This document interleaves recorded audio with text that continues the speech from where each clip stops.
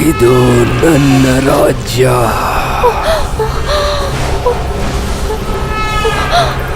ನಿನ್ನಲ್ಲಿರೋ ಯೌವನ ನಂದೇ.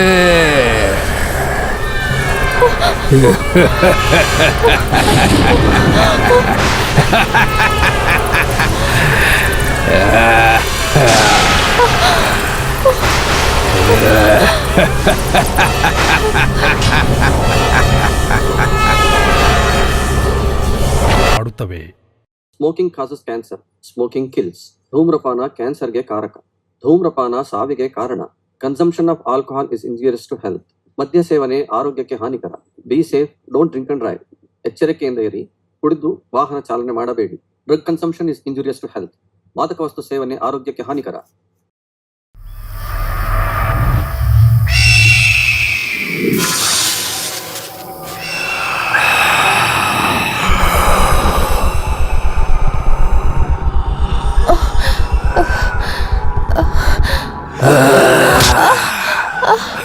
ಇದು ನನ್ನ ರಾಜ್ಯ. ಇದರಲ್ಲಿರೋದೆಲ್ಲ ನಂದೇ.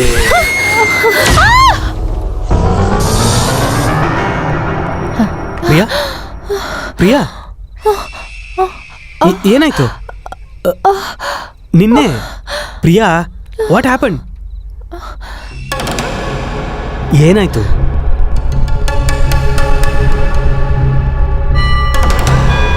ಪ್ರಿಯಾ,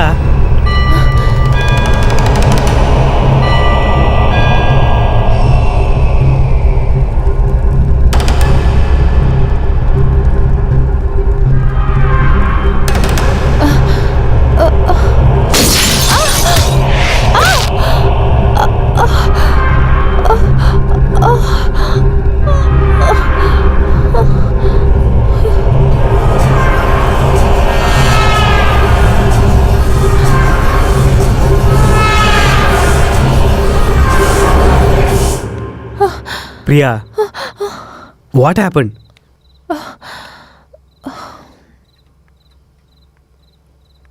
ಕೂಲ್, ಓಕೆನಾ? ನೀರು ಕುಡಿತ್ಯಾ? ತಗೋ.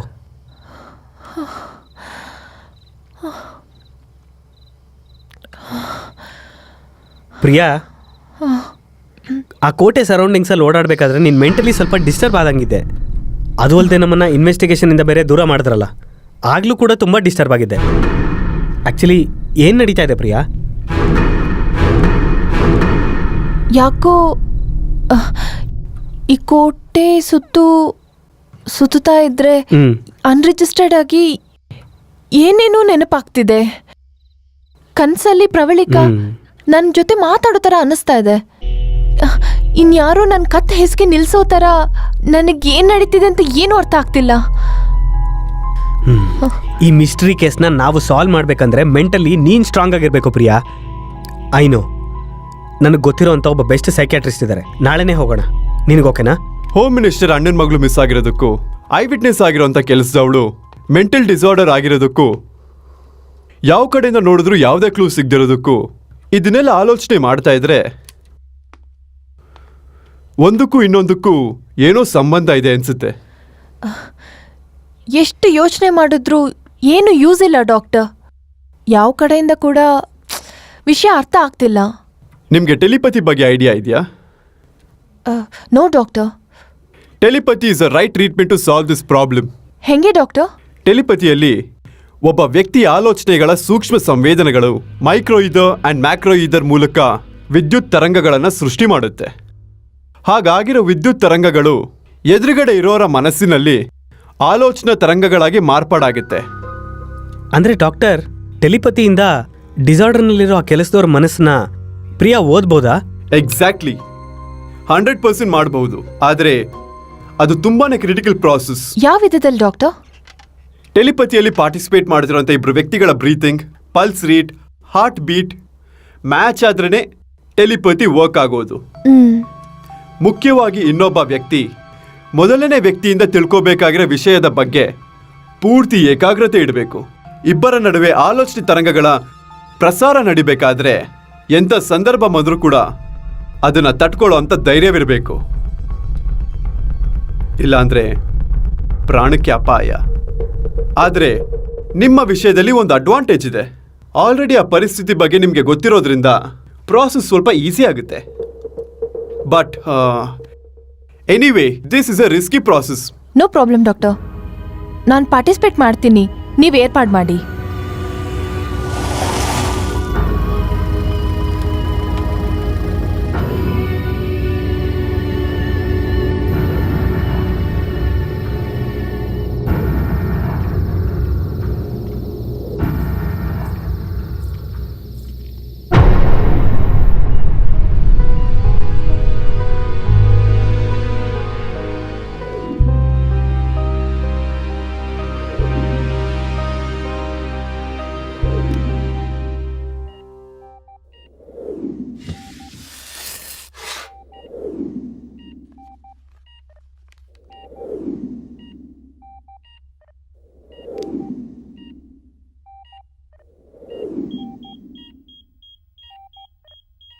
ನೀನು ಯಾವ್ದ್ರ ಬಗ್ಗೆ ತಿಳ್ಕೊಬೇಕಂತಿದ್ಯೋ ಅದ್ರ ಬಗ್ಗೆ ಆಲೋಚನೆ ಮಾಡ್ತಾ ಪ್ರಶಾಂತವಾಗಿ ನಿದ್ದೆ ಮಾಡು. Okay doctor. Close your eyes. Close your eyes.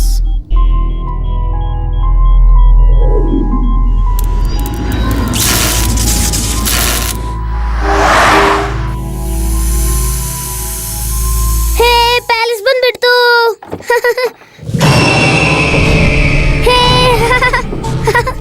ಹೇ ಎಷ್ಟು ದೊಡ್ಡ ಪ್ಯಾಲೇಸು.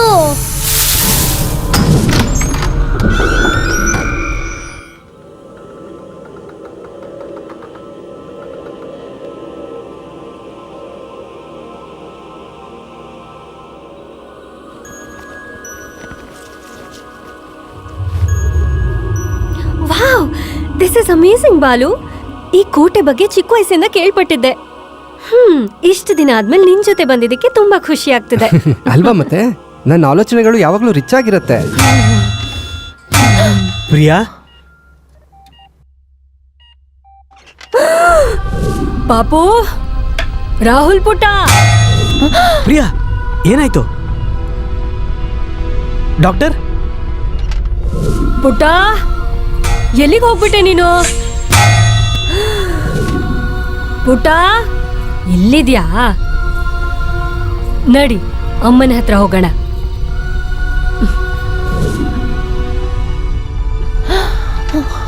ಅಮ್ಮ ಅವ್ರೆ, ಮಗು ಹೊರಗಡೆ ಆಡ್ತಿದ್ನಮ್ಮ,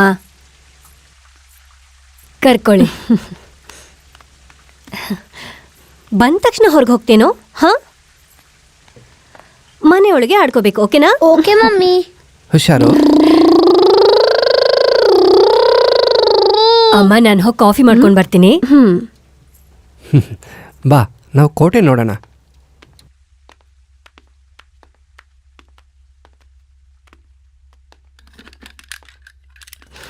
ಇದೇನು ಇಷ್ಟು ಹಾರ್ಡ್ ಆಗಿದೆ?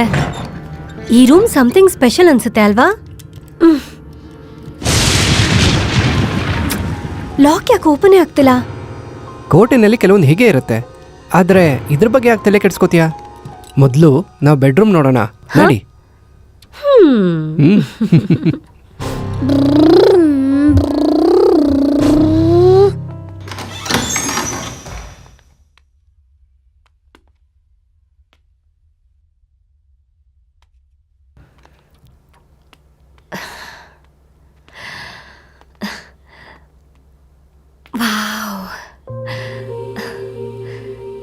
ನೋಡಿದ್ಯಾ, ಹಳೇದಾದ್ರೂ ಎಷ್ಟು ಜೀವಂತವಾಗಿರೋ ಹಾಗಿದೆ.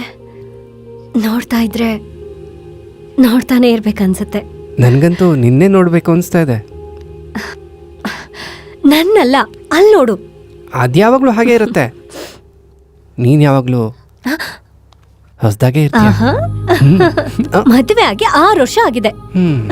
60 ವರ್ಷ ಆದರೂ ನನಗೇನು ವ್ಯತ್ಯಾಸ ಇಲ್ಲ. ನೀನಿದ್ರೆ ಸಾಕು.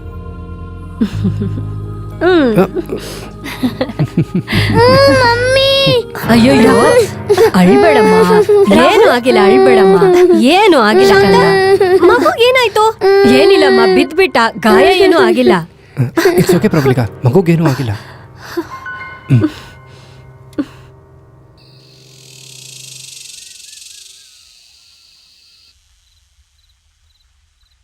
ರಾಹುಲ್ ಬೇಗ ತಿನ್ಬೇಕು. Okay daddy.